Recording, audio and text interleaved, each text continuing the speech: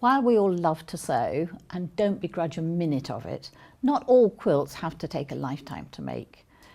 And generally, I do like quick and easy.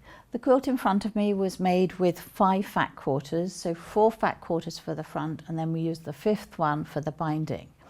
It's made up very simply of squares, and it's the fabric that does the work effectively. They are just cotton fabrics, although they look woolly, they are cotton fabrics, so they're really easy to use. So I'm now going to show you how to do it in a different colour version. So I've taken my 4 fat quarters, I've ironed them on top of each other, and I've matched up the top edges and one side. It can be the selvage or the other side, it doesn't matter of your fat quarters, and ironed them on top of each other.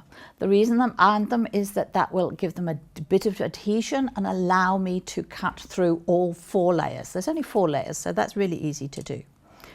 The one thing you have to remember is to measure the shortest distance. They'll all be approximately the same distance wide, 20 to 22 inches, or certainly over 20 they should be, but the depth varies depending on your supplier. It can be anything from 19 inches to 21 fat quarter.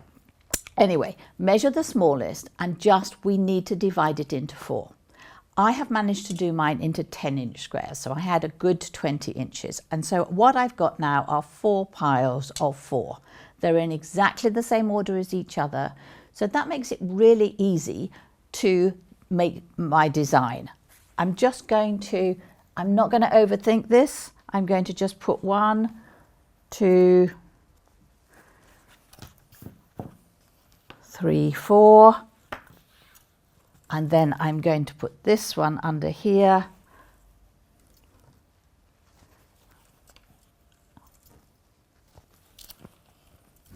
And this one here. So you can, when I come to make the quilt, you'll get this diagonal movement of colour. As I say, I'm not overthinking this. And if you're using plaids, then also if they're like this, these are what we call printed plaids. They are not necessarily on the straight grain. That's also something that you mustn't be too fussy about. If you want plaids that are or stripes that are absolutely on the straight grain, then you have to have oak shop fabrics because they're woven, or choose a woven fabric. Now, I am looking to see that I have these roughly in the same orientation. So the green goes vertically, that one's horizontally. Because when I come to do the quilt, I'm going to sew it really, really quickly. And that one goes there.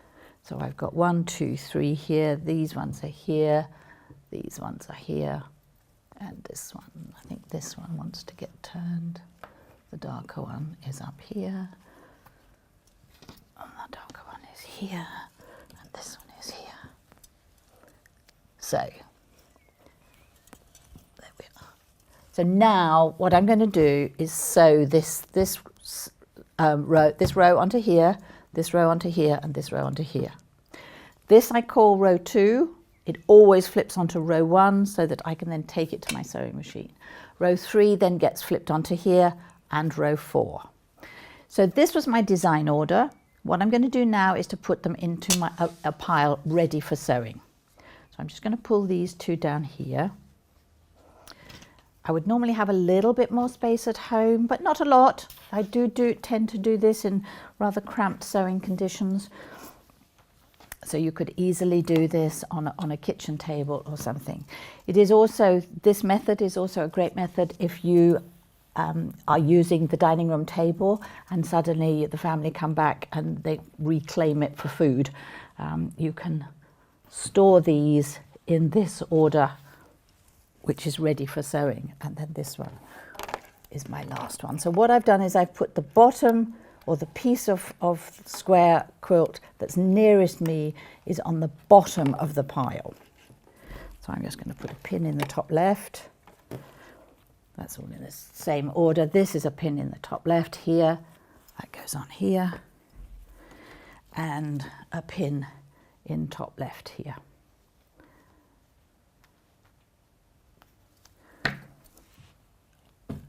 And so Well, I'm going to just pop that under there. Pop that out of the way. So these ones are here. So we've got row 1, row 2, which I'm going to put onto row 1 and sew, row 3 and row 4. So we've set up the studio with a clock. We're just going to get ourselves prepped so that when I start sewing, you can see just how short a time it will take for you to make a quilt top. So here we go. I know it's not a race, but I do just want to show you how quick and easy these things are. So row 1, this is row 2 on top. I have cut them so they are accurate. So I'm going to sew, whoops, standing up sewing.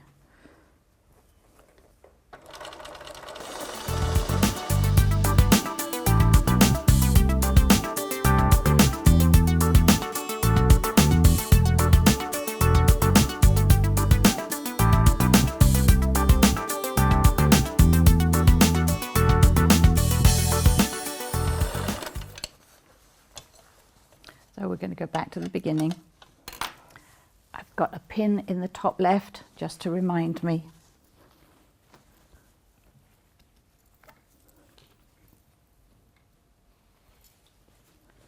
And now we're going to sew row 3 onto row 2.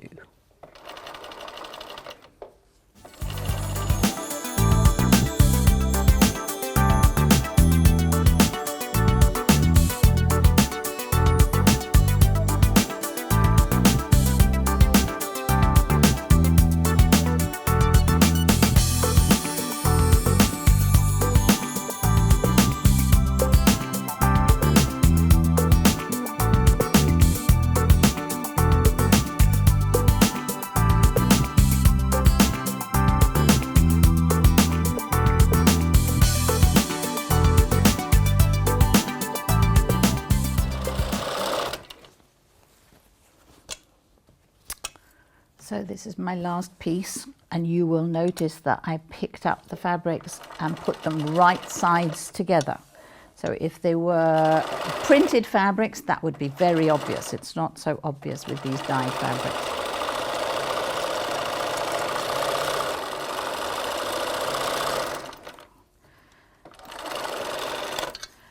So we have the quilt top with the vertical seams done.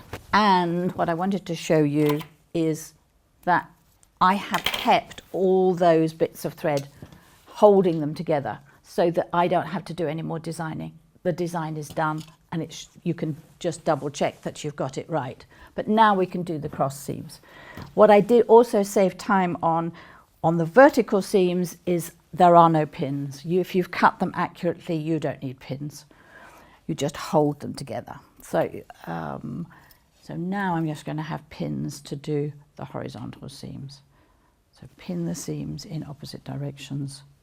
I do like them closed because for me that just gives them strength. It also, I find it gives me accuracy. I'm not very good with open seams. This quilt is really lovely to do because it doesn't matter what your seam allowance is as long as you're consistent. I have to say it's not that easy here in the studio with this. It's catching a bit, whereas at home I would have a nice flat bed. But anyway, here we go. So we've got 3 horizontal seams to do.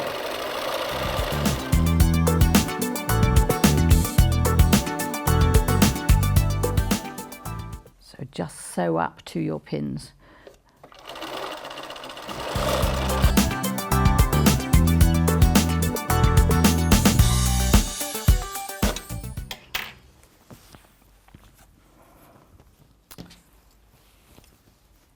On the second row, I do pay attention that I try to get the seams heading the same way as they were before, so that when I come to do the pressing, it just lies nice and flat. Doesn't always happen, of course, but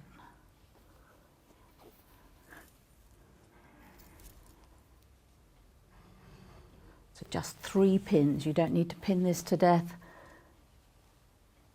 The machine will do the work for you.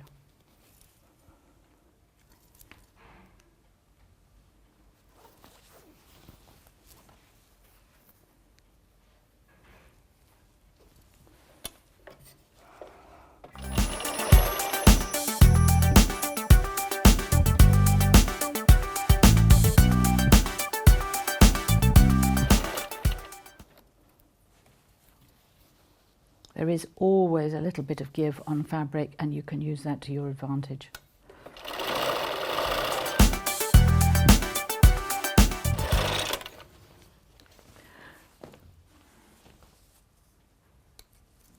So one more seam.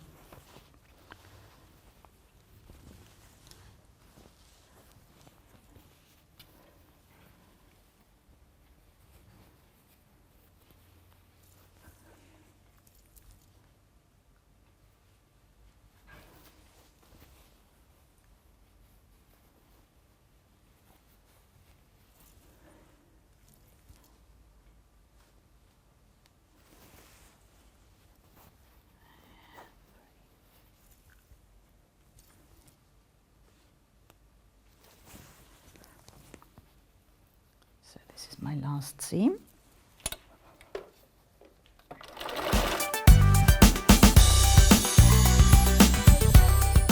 Just make sure that the underneath, which is what I'm doing here, doesn't fall away from you.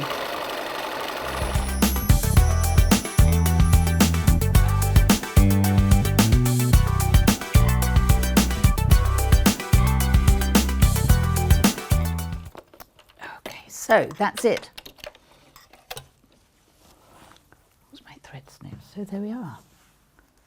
4 by 4, so that's 40 inches square. You're going to say that's not a very big quilt. You're right, it's not. But 4 of these would make a double quilt. That's 80 inches square. So it doesn't have to take a lifetime. And if you don't like these sort of plaiddy, gentlemanly, male kind of stuff, it would look just as beautiful in floral fabrics, kiddies fabrics. We all have too little time in our lives, but we must make time to be creative. So I hope that's inspired you to make a really quick quilt. You've got to layer it, you have to quilt it, and you have to bind it. But that also shouldn't take a lifetime. This is really quick and easy to do. I've done it with the walking foot, so you really could do it in a weekend.